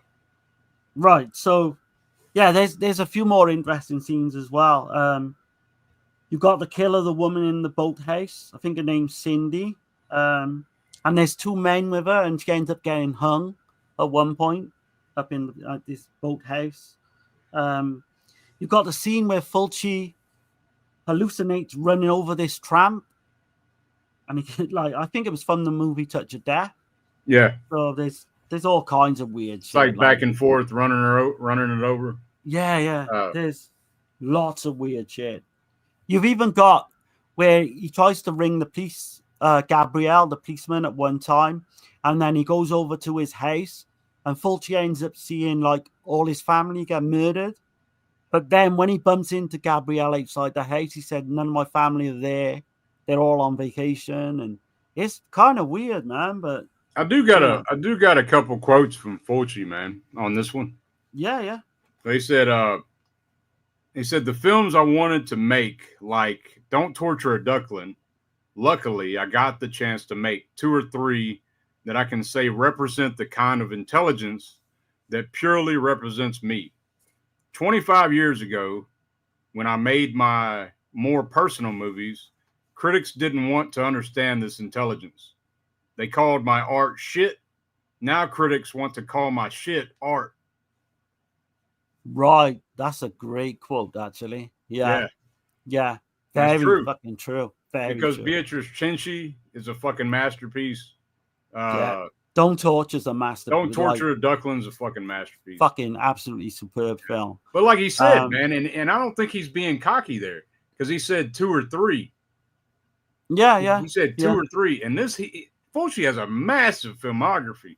If people, I was gonna say, like, Perversion Story is pretty much a masterpiece, or like a minor masterpiece at times as well. It's pretty damn good, yeah. Yeah. Early like giallo film. I mean, I would say New York Ripper, but everyone's got to say that's a masterpiece. The Beyond, definitely, man. The Beyond, for me, House by the Cemetery is a masterpiece. I will say that. You can go on. City of the Living Dead, certainly. Zombie 2 is fucking superb, man. For the Apocalypse, man. Yeah. I didn't like that as much as you, but I got a feeling I'm going to go back and like that more. Oh, dude. I love that fucking movie. And then it kind of falls apart, like, with Manhattan Baby. Because as much as I like Murder Rock, I can't fucking argue that's a good film. I'd never. So did you mention that this psychiatrist, he hypnotized Fulci, right? So he can do the killings. Yeah. Because his wife he's basically a cuckold, right? His wife is just like, she does whatever the fuck she wants, treats him like shit. So he's like taking all his shit out on other people. And then so he's also, when he's hypnotized Fulci, every time he does this whistle, then Fulci envisions him doing all this bad shit that he's seeing him do.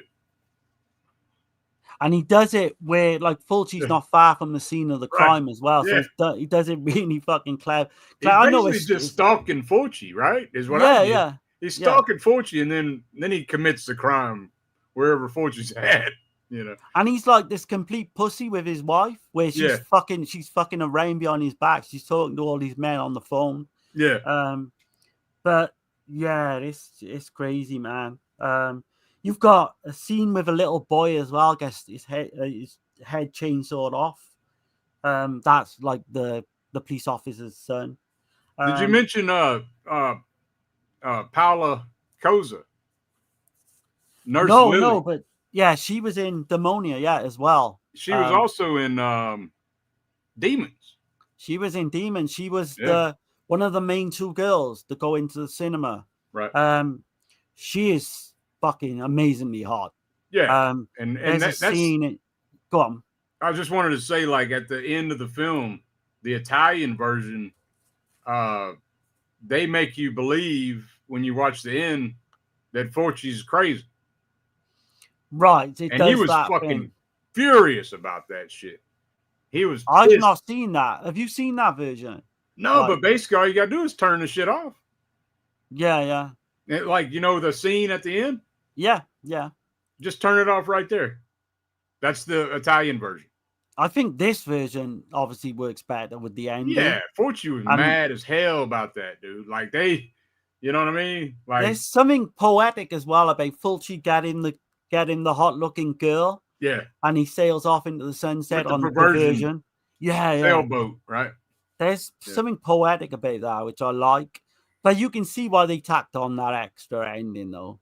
I think it was done with, didn't they, like, kind of, you hear a few screams or something, and you realize that he is actually the killer all along?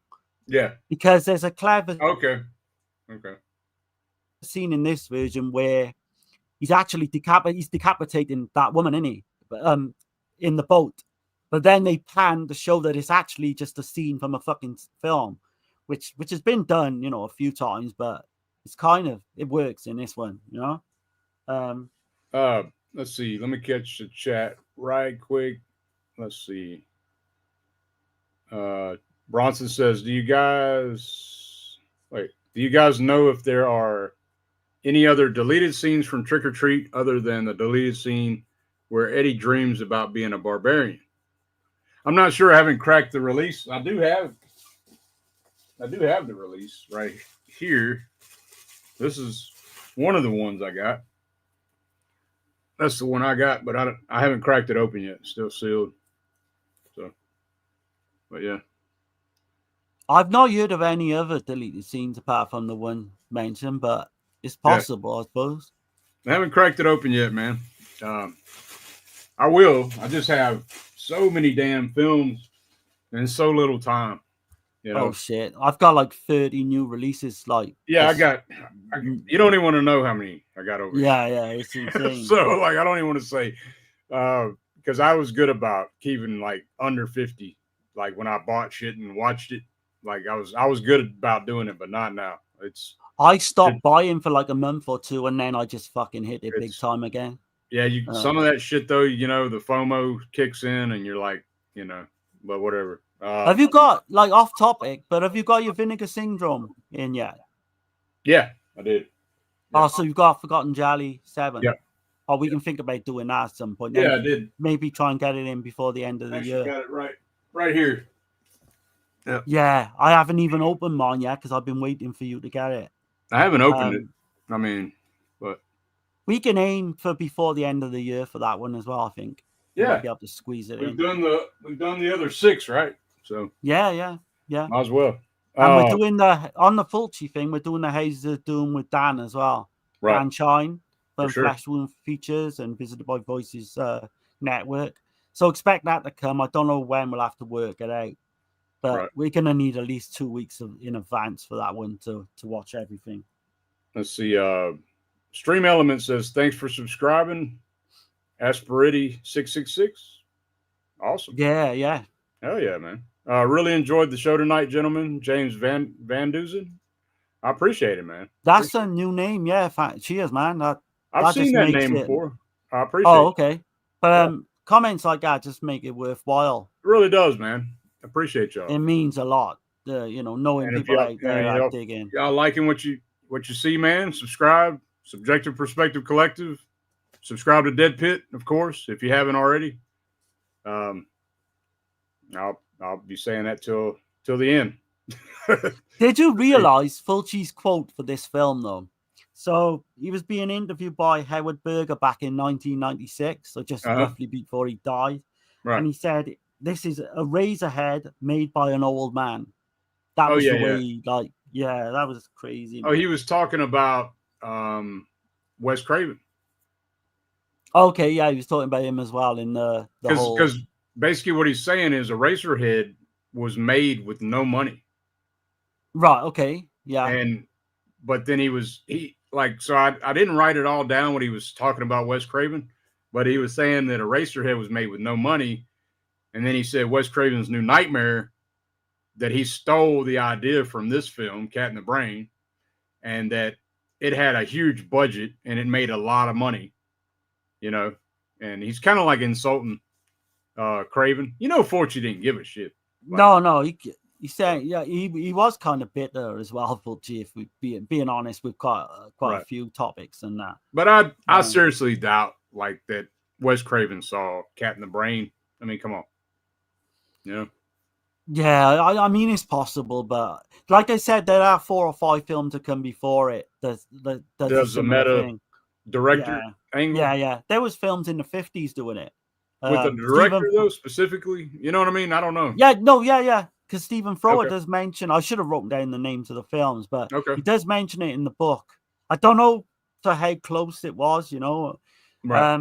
But it was definitely done as an idea at least 4 or 5 times. Let's see. Wild Wrangler says, which of the 3 films is best in your opinion? Oh, Manhattan Baby out of these 3. Easily, I'd say. Yeah, Manhattan Baby. Yeah. Out of these 3, for sure. This at a push, I would give a 5 out of 10. But it would be like the generous 5, I think. What would you give this one? Rate this one? Ultraviolet says, spoiler alert, I really like the fake out in. Yeah, sure. Yeah, it's done really well. What would I give Cat in the Brain? Yeah. It's not going to be as low as you would think, man. Like, so I got to give it a 4.5 out of 10. Oh, I liked it a little bit more then. Really? Yeah, 5. I would give it a 5. Now, as far as like the idea, the concept, like what he's doing, giving the middle finger to the film critics, shitting all over the psychiatrist, I think that's funny because that's his personality. I give it an 8 out of 10 for that. It's interesting because, but the film itself, the way it's edited, the way it's shot, it's shoddily done. It's shot on 16 millimeter and blown the fuck up. So the editing is laughable. But you see how it looks, right? It's 16 millimeter blown up. Yeah. And it looks shitty, right? So I don't think. Could you imagine this coming out on fucking 4K? I mean, no, but what you gotta put into context is it's not, in some ways, like there's 30 minutes or 20 minutes of footage from other films anyway. From other films, it's just shoddily fucking edited. There's no other way to describe the editing. Yeah. And it's just a rushed project. You can see it's just made. But I love seeing Fulci doing some wackadoo shit, you know? Yeah. I mean, in that regard. So I got one clip that I haven't shown from the film. And it's the only clip I could find. Yeah. I don't have a physical copy of this. I will, but I don't yet. So here we go. You may send Mr. Fulci in now. What are you to tell me, Doctor? Mr. Fulci, I've seen all your films, read all the scripts, the screenplays, the notes. I understand now why you're in this state of confusion. Everything and anything having to do with horror is there. But I make horror films. And it cut off right there. He's not that bad of an actor, man. No, and that's the dub, but still. He ain't. Even his facial expressions in any film I've seen him in, like, he usually plays a doctor. He usually plays somebody of intelligence, right? Yeah. Because didn't he train to be a doctor at one point? He was a doctor. Yeah. That's crazy. Oh, he is a doctor. Fulci was a doctor. Yeah, he was a doctor. He was didn't he specialize in art as well? He's like an art, like he would go around. Oh, he's big. He was really into like fucking literature and art. Yeah. Big time. He's very cultured man. To be That's what I'm saying. He's misunderstood. To be who he was. It's kind of crazy. Like his personality is like fuck you, right? But he knows all this shit. You know. That's my theory, is that he's such an intelligent man, and people just couldn't live up to his they weren't on the same level as him, and that's why I think he was angry a lot. Yeah. I know his health issues. Well, also with what happened to his wife and everything. His wife, there was lots of different things. That's a big one. Static Punk says, "Good show. I'm a out." All right, man. Have a good one, man. Yeah. Charlie says, "Do you guys like Enigma? In my opinion, one of the better later day Fulci movies." Yeah, I like pretty much every Fulci. Right. So Enigma's the one where it's the girls at the boarding school, and you've got the snail scene. Yeah. Mm-hmm. I've only seen it once, and I was kind of like, I would put it in with these three films. I'm not sure how I'm going to react when I see it again, but I remember it being okay, but it just doesn't live up to Phenomena, which came out, a year or two before, and it's kind of got that vibe. Definitely not. No, that's what kind of brings it down for me. Well, Wrangler says, D&D, good show. Appreciate you, man. Cinema Cheers, Skin. Man. These two aged dramatically within the span of days.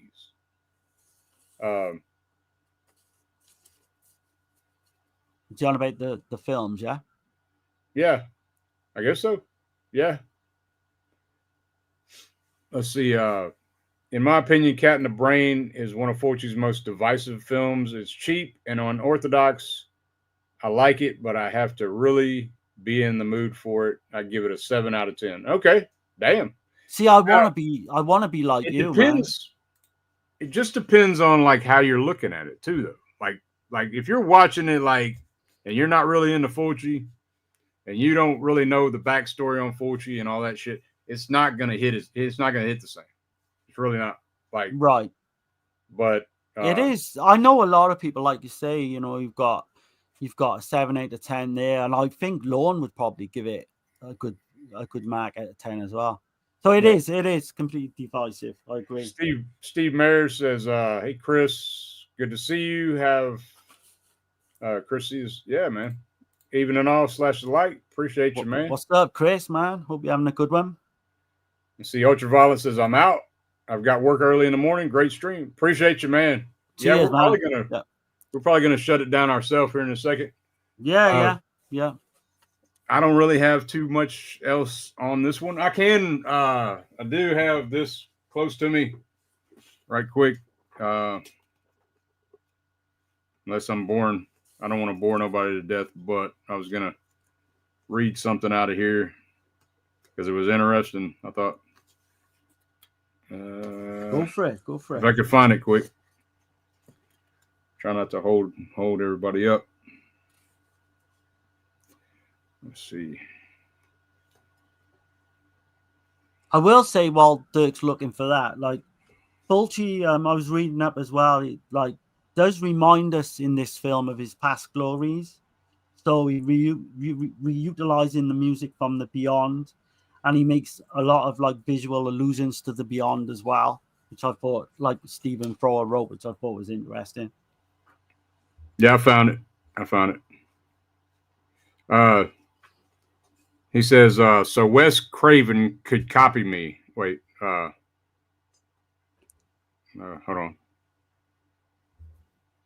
on. So Wes Craven could copy me. New Nightmare, obviously. A Cat in the Brain. Only my film was made in 16 millimeter for $100,000. It's a racer head made by an old man. I haven't earned a single penny from that one either. The owner of the company just went bankrupt. Craven made a lot of money on New Nightmare. I think he's seen Cat too many times. When I meet him, I'll tell him so. Is he fucking with us though? Because he must know that this film is not in the fucking same league as New Nightmare. Nah. In terms of everything, quality, production. I know he's mentioning that. One more thing he said on psychiatrists and shit. He says, I've hated psychologists for years. What they don't know is that their entire discipline is based on one man's need for money, for cocaine. His name was Sigmund Freud, and he needed money. Therefore, he invented copying it from the Catholics, who were always first, the confession. Instead of conducting it collectively, he did it individually. He was successful, and now these charlatans won't stop jabbering. He was down on the Catholics' mind when he Fulci big sign. He's saying the same thing about psychologists because they make you confess what's going on, right? So except they're making money off the shit. So I'm not sure I agree with his points there, but yeah. I don't know. I kind of do, but you know. yeah. Right. But yeah, man, I guess we'll get out of here. Unless anybody want to bring something up real quick, got a couple minutes. We'll kill it right at 2 I was gonna say, has anyone got any kind of topics they want us to cover in these shows?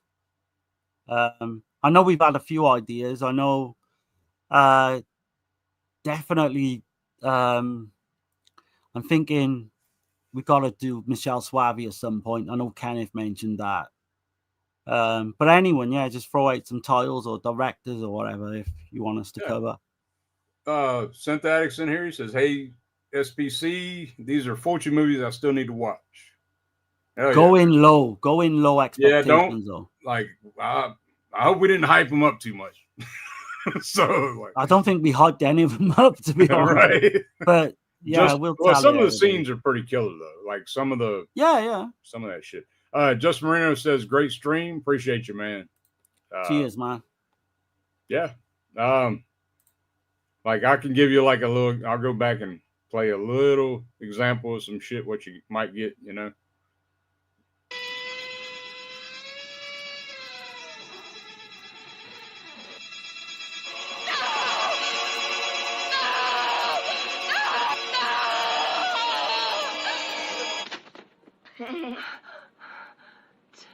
Tommy, honest, I didn't mean to frighten you like that.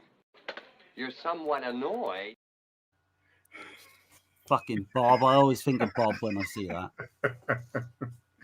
Yeah, it's some crazy shit, man. That Carlo DeMeo character as well is really weird because we didn't mention, but in the film, he actually fucking disappears, doesn't he?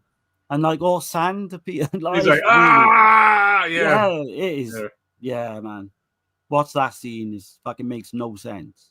It says, Synth says, thanks, guys. I was away all day. Need to watch a replay. Appreciate you, man. Cheers, man. Yeah, definitely. Texas says, goddamn Bob. Yeah, it's man. It's Bob. Yeah. Yeah, man. This has been a good one, man. I had fun on this one. And I appreciate everybody in the chat checking this out for the first time. I'm gonna say it one more time. I'm not beating nobody over the head. Subscribe if you want to. Like if you want to Dead Pit and Subjective Perspective Collective. And we're gonna get the hell up out of here, man. Yeah. All you guys have a good one, and we will catch you next week. Yep. Have a good, safe week, and don't be, talking to blind ladies and shit. Have a good one, guys. Take it easy. You have fallen into the EuroCrypt. There is no escape from the EuroCrypt.